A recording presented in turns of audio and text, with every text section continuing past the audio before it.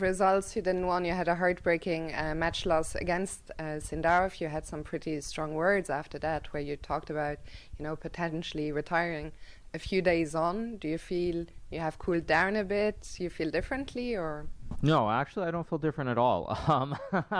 I think, of course, it's probably a hot take, but I think a lot of people who are not in the world or don't understand the economics of content creation, and this isn't just chess, but this is about the world as a whole. There's this notion that, it's all about clicks. It's all about saying something so that people click on something.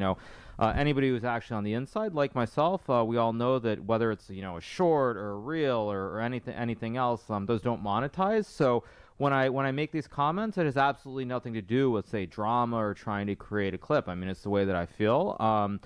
This is something that's been on my mind for a long time now, so I don't have any difference in opinion. I mean, if I don't play well in Norway or the World Cup, I'm going to call it as far as regular classical chess goes. So I think there are a lot of people who, for whatever reason, it's like the classic saying, read my lips.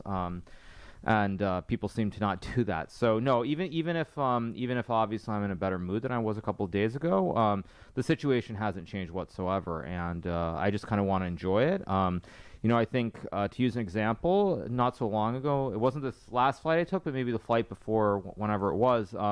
I watched this documentary on Roger Federer and his retirement, and I'm not going to pretend that I'm anywhere near the same league as Federer in relation to tennis or chess. But still, just watching something like that, I think, you kind of have to know when that time is coming. And for me, with all the things that I do, the amount of preparation I can do for classical chess is a lot less than everybody else. And, I made this comment yesterday about working smarter as opposed to working harder on one of the other interviews I did. And I try to do that to the best of my ability. But still, I think that when I compare the amount of work I'm putting in versus the younger kids, it's not at the same level. And so for me, my big focus, I would say, is on the freestyle series, but also on the upcoming qualifiers for the Esports World Cup. And that's actually my biggest focus. It's not on classical chess, and I know people probably aren't going to like that I'm talking about classical chess this way, but that's how I feel, and my opinion hasn't changed, even if I'm not angry right now.